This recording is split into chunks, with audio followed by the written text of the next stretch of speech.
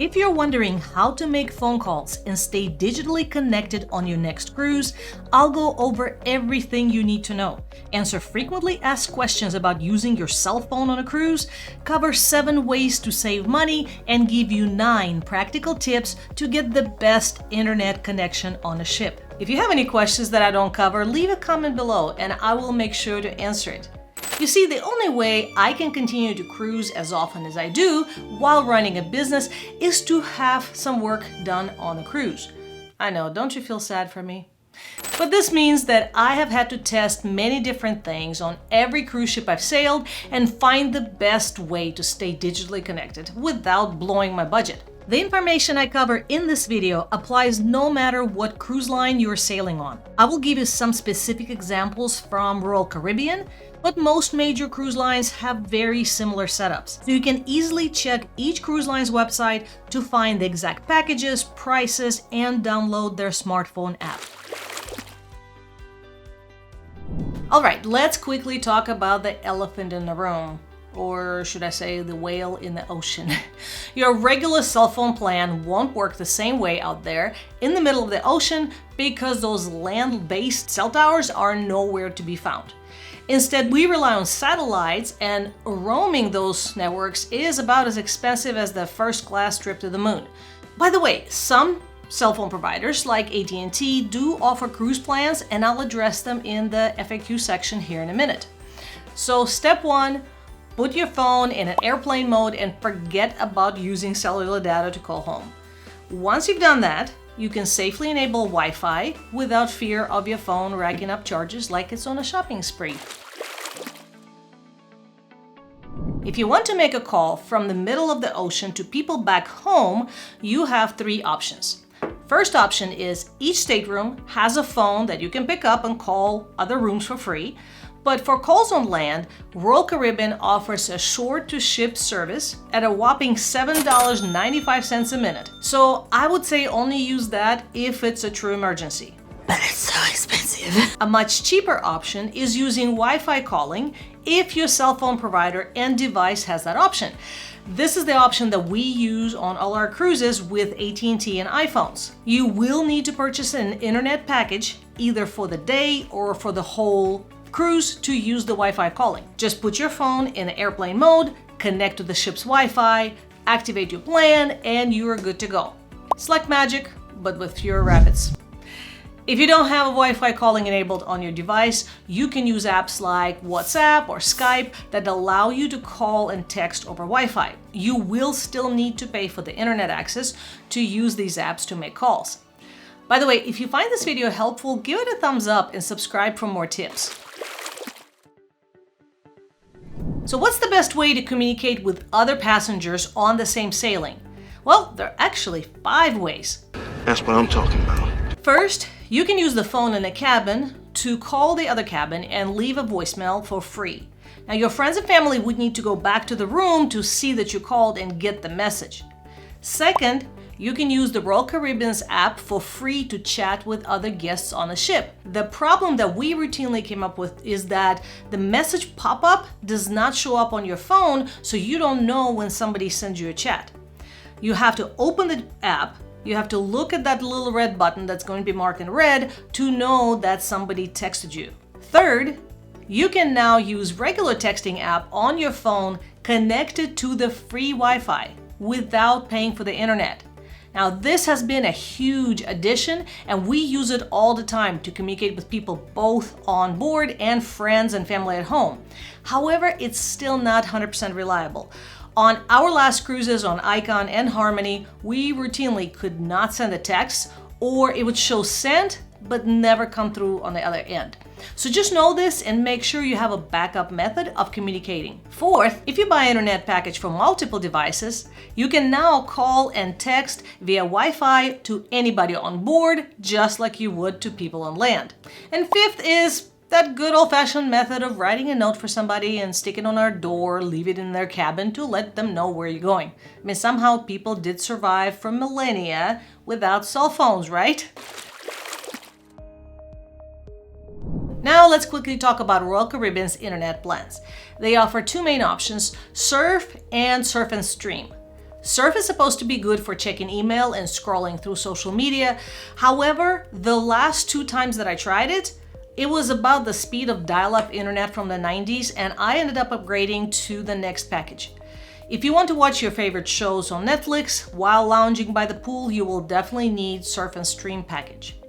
The Surf package usually starts around $18 a day for one device, and Surf and Stream is about $22 a day, and that's if you pre-purchase these packages before your cruise. However, you can only buy a package for the whole cruise in advance. So if you want to buy it just for a day or 2, you will need to do that on board. Okay, time for some quick Q&A, and then we'll talk about how to save money and get the best internet on your ship. How reliable is internet on the ship? Well, where do I start? It can be a hit or miss, depending on where you are on the ship and how many people are using it. And yes, before you ask, I've been on several ships with Starlink and still had pretty much unreliable internet issues. And it's not just the age of the ship, because we had spotty internet on Icon Cruise, and that's a brand new ship. Your cabin location will have to do a lot with whether you have good internet in it or not at all. And it's safe to say your kids are not going to be sitting in a bathroom for hours on end checking social media, because you know those metal walls inside metal walls? Yeah, there's not any signal there. Can you watch Netflix on the ship? If you have the Surf and Stream package, yes, you may be able to stream Netflix, YouTube, and other video services. Just remember, streaming uses a lot of data, so you might have issues with delay and buffering.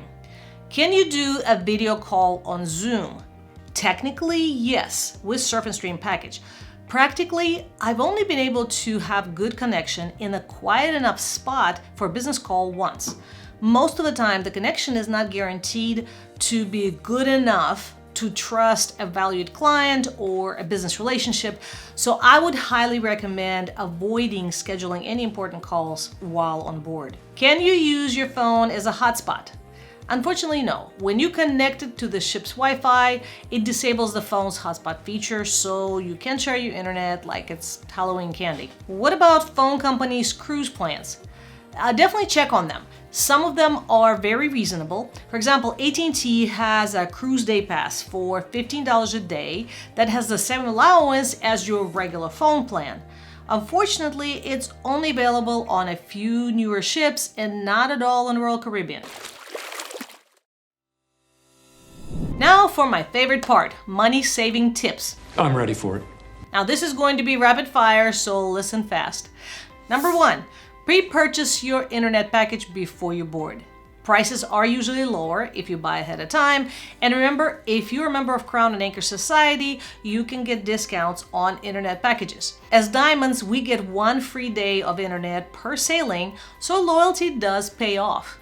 2. Share an internet package with your travel companions by simply taking turns. You can log in and log out of different devices as needed. This does not work on every cruise line, but on Royal, it helps you avoid paying for multiple packages. 3. Make use of the free Wi-Fi at ports and cafes. When you dock, many ports will have cafes, restaurants, and resorts with day passes that will have included Wi-Fi. 4. Check if your phone company offers an international day plans. For example, with AT&T, we can use our phone in almost any country for a flat $10 per day. So if we're docked in port all day, it's cheaper to use this than pay $25 a day for ship Wi-Fi. 5. Consider bundle packages that include Wi-Fi. Sometimes Royal Caribbean offers deals where you can bundle your internet package with other things like a drink package. I haven't seen them often recently, but when we got it a couple years ago, it was a great deal. 6 is keep an eye out for flash sales. Sometimes cruise lines offer limited time discounts on internet packages, so check the cruise planner often, and if you buy a package and then see a better price, you can just cancel it and rebook it. You can do that until 3 days before you sail. Number 7 is if you're traveling with a group, consider splitting a cost of a multi-device plan. It is much cheaper than each person buying their own individual plan. But it will take a little coordination to make sure that people don't kick each other out in the middle of important phone calls. All right, now that we saved some money buying your plan, Here are some practical ways to maximize your internet experience. Tip number 1, if you want the best internet speeds, use it early in the morning or late at night. Think of it as the internet's rush hour. You want to avoid the crowds and you'll have a smoother ride. 2 is find the best spots on the ship for Wi-Fi reception. The library, the card room, even on a deck can have better signals than in your stateroom. It's kind of like a treasure hunt, but for Wi-Fi. 3 is turn off background data on all your devices. Apps running in the background can run up your data, so disable the auto updates and background refresh to save those precious megabytes. 4, download content before your cruise. Whether it's movies, music, or ebooks, download everything you need before you set sail so you don't have to rely on the ship's Wi-Fi for entertainment. 5 is if you are working remotely, plan your work hours around the ship's peak internet usage times. But always have a backup plan just in case the ship's Wi-Fi is not what you expected. You can use the ship's internet cafe to send those urgent client emails, but remember that their computers are not going to have any business software that you may need for work. 6 is if you're internet savvy, you can use a Wi-Fi extender or a travel router. While this isn't officially supported by the cruise lines, many people have found that this is really helpful, but it's a topic for another whole video, so I won't go into detail here. 7, don't forget about offline options. Using note-taking apps that work offline, download the maps of the port you visit, and just keep a list of important contacts in your phone's note app. That way you're prepared even if you temporarily lose connection. Finally, keep in mind that while staying connected is important, it's also essential to disconnect and enjoy your vacation. After all, you are on a cruise. Take in the beautiful ocean views, explore new destinations, and make memories that don't involve a screen. Meanwhile, if you like this video, subscribe for more practical tips, and then watch this video next that YouTube thinks you will like.